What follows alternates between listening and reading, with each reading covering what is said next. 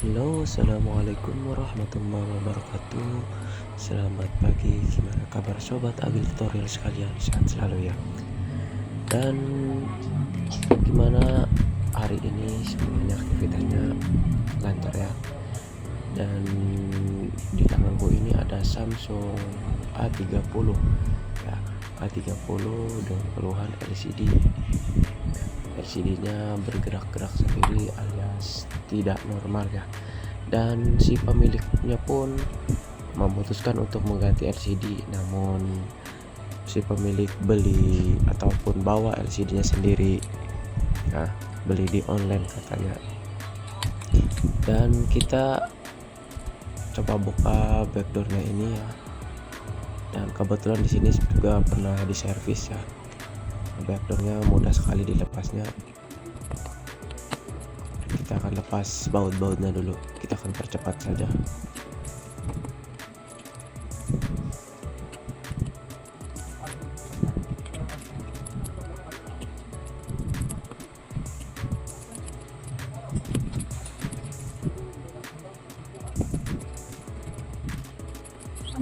Bang, ambilkan itu bang, ambilkan obeng listrik itu sing munyak obeng ka biru ka warna biru kalau salah apa nih mama ambil obeng listrik malah digawe duit bang hidup ya dikit udah masalah bang salah apa bapak ganti bapak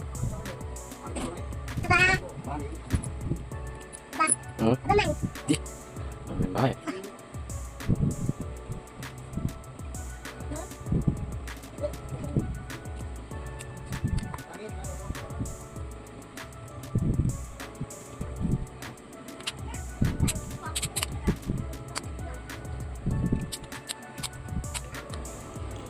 Dan ini sudah terlepas ya di tulangnya itu. Biasanya kita akan lepas juga di bagian konektornya ini ya, konektor LCD nya ini dia berada di bawah ya. Kita tak perlu membongkar mesin semua ataupun gimana ya, cukup lepas konektornya saja di bagian bawah karena dia hanya ada satu fleksibel. Nah, dan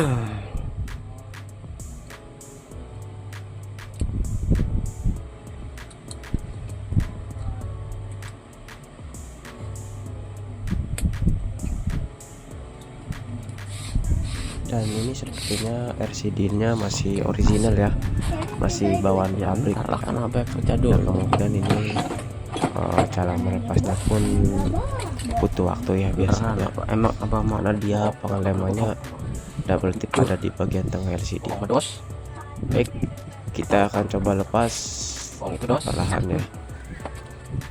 Walaupun ini LCD dan padan rusak, namun kita tetap berhati-hati karena ini LCD dari kaca ya bang, terbuat dari kaca, takut terkena tangan ya.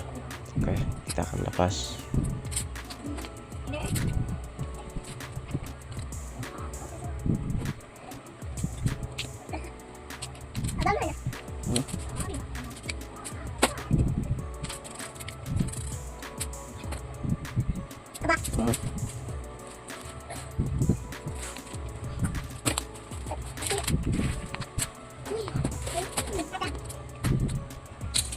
Sepertinya agak menyulitkan ya melepas ataupun pelepasan LCD original Samsung ya. Yang kedapatan biasanya ada double tip di bagian tengah LCD ya. Biasanya kiri dan kanan itu ada, tapi bukan di bagian pinggirnya, melainkan di tengahnya. Dan itu yang agak menyulitkan ya. Kita hanya sekedar mengamankan LCD-nya yang masih utuh buat tes di mesin-mesin lain atau gimana. Ini sudah diusahakan ya, memang agak susah ya, dekat. Kalau kita sudah sampai ke bawah, kita akan coba menggunakan blower uap ya. Kita usahakan dulu untuk lebih berhati-hati. Anggap saja ini latihan jika mendapatkan kasus LCD bermasalah. Dan kita akan menggunakan blower aja kali ya di bagian bawahnya ini biar mudah.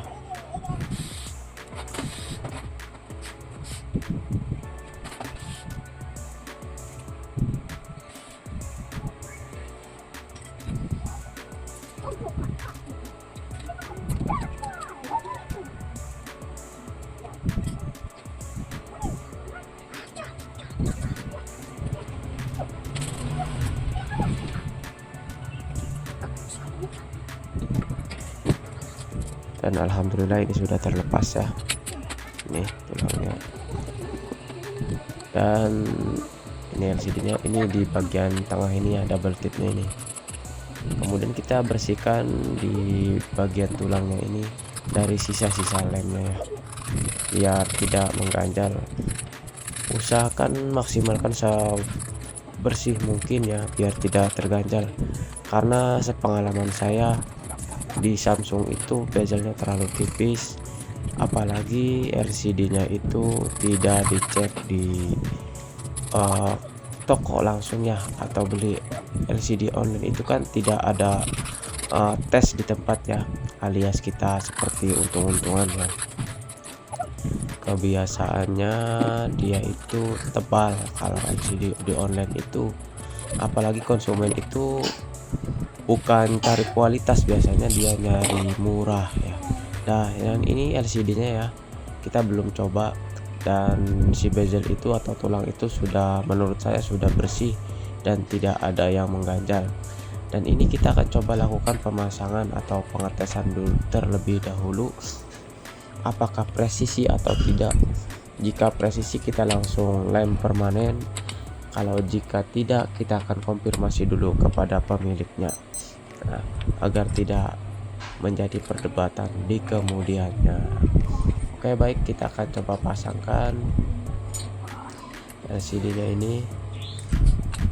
Oke, ini sudah terpasang ya, kita akan coba cek sampingnya.